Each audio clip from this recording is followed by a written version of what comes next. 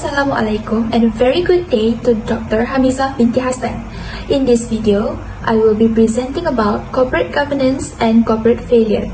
The company that I have chosen for this assignment is Ryanair Sdn Bhd. First of all, let me introduce myself. My name is Shazalia binti Nur Hisham and I am from class KBA 2423A. Alright, let's get started.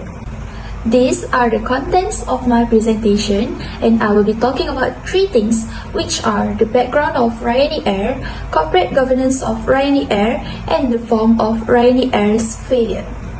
First things first, let's take a look at the company's background. Ryanair Sdn Bhd is an airline service operated in Malaysia. It used to be a budget airline but upgraded to a full-service airline in December 2015. Ryanair Airlines was founded by a Malaysian couple of Indian descent. The name Ryani was coined from the first name of the founders, which is Ravi and Kartiyani. Ryanair Airline is the fourth airline in the world that has made it mandatory that each of the Muslim cabin crew to be Sharia compliant and modestly dressed. Other airlines that practice this includes Iran Air, Royal Brunei Airlines, and Saudi Arabian Airlines. In accordance with Islamic dietary laws, Ryanair does not serve alcoholic beverages or pork in every flight, and prayers are recited before the departure of every flight. As of December 2015, Ryanair Airlines has one Boeing 737-400 in service with 3 more in order, where their first ever flight took place in August 2015. Next slide is about the condition of Ryanair's corporate governance that led to its failure. It was forced to cease operations after only 5 months due to management, safety and security issues, pilot strikes, and lack of funding.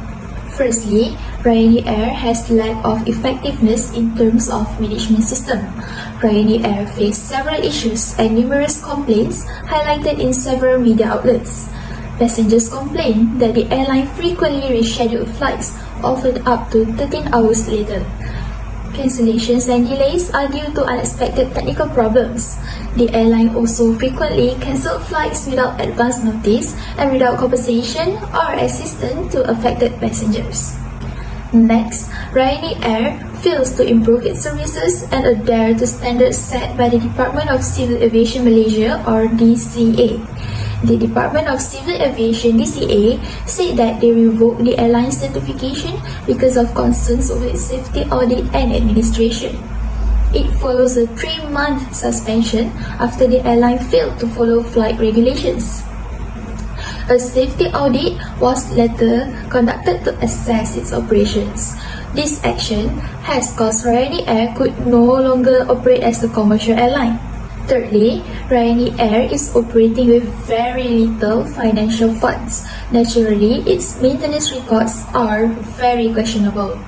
Malaysia's Aviation Commission said in a statement that the airline had breached the condition of its air service license and lacks of the financial aid and management to continue operating as a commercial airline. It was reported that pilots refused to fly because of the poor condition of aircraft. Ryanair indeed have no fund to do a regular maintenance for the plane. It is too risky for anyone that take the plane to their destination as the probability of accident to happen is very high. Ryanair should have considered more about passenger, pilot and cabin crew life instead of just generating revenue. Next, there are no insurance provided for their customers. Insurance is very important to protect the passengers and get them to claim compensation if anything happens.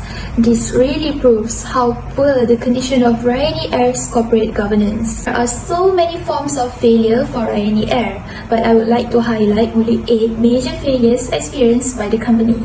Firstly, the airline handed out boarding passes whereby the passengers' details were handwritten on with ink.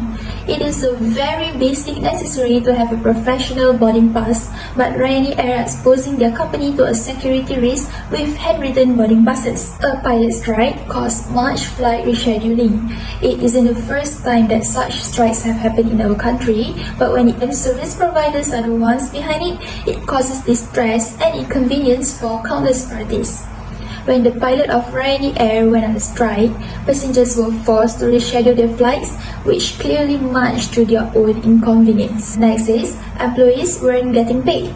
The pilot wasn't the only one who went on the strike, as for the employees of Ryanair Air too were equally as dissatisfied with their employer. An estimate of 416 staff members threatened legal action against their CEO, Ravi Alajidran, and his wife Kartiyani Govindan as they failed to receive their salaries. The station manager of the airline, Sukaina Asnan, told News Straits Times Online that the staff also found out that their employees' provident fund or EPF and SOCSO deductions, which comes up to 900,000 ringgit, was not paid to the organizations since September 2015. Next, flight competitors leverage off their downfall. Ryanair Air competitors, which are obviously more stable, are offering services for multi-domestic country with discounted price for those affected with Ryanair Air's flight cancellation issue. Competitors' companies are more relevant for passengers to use their services. They failed to address issues head-on. When the Ryanair Air CEO was summoned for an inquiry by the Department of Civil Aviation in early May, he mentioned that he had fainted due to high blood pressure. The staffs of Ryanair Air mentioned that getting in touch with Ravi and his wife was a very tough thing to do, as the couple did not answer their calls. Ravi had a set of responsibilities to fulfill, with the flight carrier and all its staff's fate resting on his shoulders. To the members of the public, his failure to show up reflects poorly on the air carrier as a whole, and the lack of ability to respond to the issue at hand is unfortunately one incident Ryanair Air could never take back. They saw a premature departure in experienced staff. A ship is only as strong as its crew, and initially that was what Ryanair Air was supposed to be. Deputy Transport Minister Dato' Abdul Aziz Kaprawi mentioned to the Star that the company had a fair number of experienced staff during its proposal to the government on operating an airline. Unfortunately, these experienced members did not stay on for too long, as they left the company shortly after Ryanair Air took off. Instead of earning, they are refunding passengers. A healthy entity is one which is constantly evolving for the better and at the core of operations, earning a profit as well. But instead, the airline was doing the exact opposite, as they are on the process of refunding passengers who did not get exactly what they had paid for. While it is a necessary thing to do on Ryanair Air's part, it is unfortunate that they have reached this stage whereby it will be significantly harder now than ever to cut losses. The customers were downright unhappy. After all, it is hard to be happy with an airline which is not only unable to take you to your desired destination, but also delays the process with other elements thrown into the equation. The customers were losing at the end, and ultimately their discontentment just adds to the fact that flight carrier was problem-filled from the very beginning. In conclusion, any corporation which does not have a strong foundation would fall apart easily.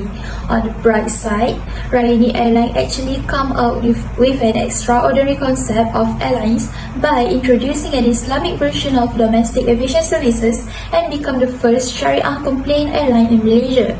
But they are leaking in terms of management systems. Ryanair Air need to make sure that they do some improvement on the issue arises during last operation if they tend to bring back their business to life. As a company that offers aviation services, they need to ensure that satisfaction of customers, safety of passengers, and service on board is equal to the price paid by the customer. In a nutshell, corporate governance plays a very important role in a company, as it creates a system rule, and good corporate governance leads to ethical business practice, which leads to financial stability. That is all from me. Thank you for watching.